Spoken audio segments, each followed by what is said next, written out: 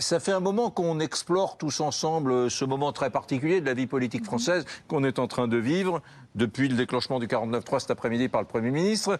Et ma première question, finalement, elle va vous plaire. Et si c'était le temps de la gauche, là, maintenant, hein, on commence à explorer. On dit, tiens, et si Emmanuel Macron nommait cette fois un Premier ministre de gauche? Bon, c'est pas le sujet numéro un qu'évoquent les éditorialistes politiques, mais quand même, on en parle.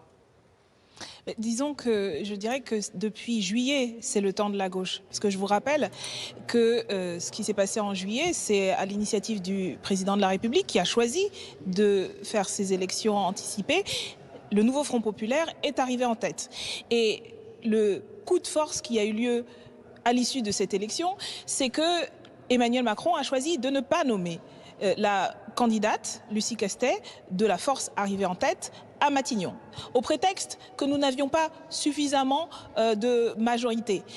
Et nous voyons ce qui s'est passé au cours des dernières semaines, mais en vérité des derniers mois, parce qu'il a choisi non seulement de nommer un responsable politique de la formation qui avait perdu, qui était arrivé en dernier, il a constitué une espèce de bloc gouvernemental constitué de mercenaires, de perdants, qui en fait n'avaient pas de socle véritablement commun, puisqu'on a vu lors des débats budgétaires les trois pelés macronistes qui levaient à peine la main pour soutenir le budget de Monsieur Barnier et qui se sont fait battre à plusieurs reprises.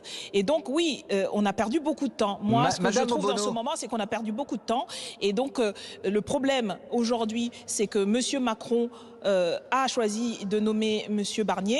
L'Assemblée nationale, j'espère dans quelques jours, va régler ce problème en faisant tomber Barnier.